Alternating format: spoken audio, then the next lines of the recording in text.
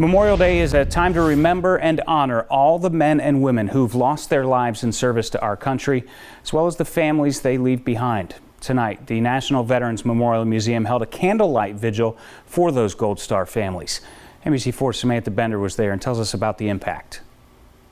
It was a solemn and reflective service here tonight as Gold Star families heard the names of their fallen loved ones. They say it's a constant healing process, but they also share a bond like no other. You'll never lose the connection with each other, so we are like one big family that came together that didn't want to come together for the reasons. Major General Mark Graham was tonight's guest speaker. I was in the Army for 34 and a half years, and my wife and I had a family, traveled all over the world, and 2 sons and a daughter, and we've lost both our sons. Graham's 2 sons, Kevin and Jeffrey, were both in the Army. One died by suicide, the other was killed in an explosion. That now makes Graham a Gold Star father, a club he says he never wanted to be in.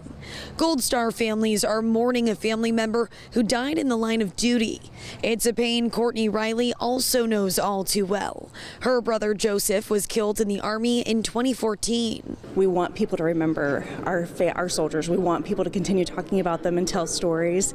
And this is a time where it's just very dedicated for us to be able to have that opportunity with other families who we know that they know what we've been through. It's a very moving, powerful ceremony, but it allows us to celebrate the lives of their loved ones so that they know that they're not forgotten. Colonel Bill Butler, president of the National Veterans Memorial and Museum, was on active duty in the Army for 27 years. From 1990 when I first joined the Army all the way until one of my last years in service, I've got guys that I served with who were killed either in action or killed in training. Memorial Day has come to be known as the unofficial start of summer, but it's also important for us to remember the true meaning of the day. People say, well, don't you get upset about people going to barbecues and picnics? No, that's why we serve in the military, so that people can do those things and live free in America.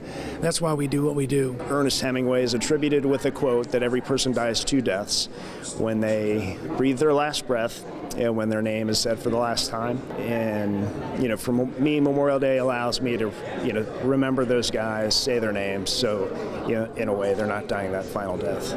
Tomorrow morning, the museum will host its Memorial Day Remembrance Ceremony at 10 a.m. Local for you from the Veterans Memorial and Museum, I'm Samantha Bender, NBC4.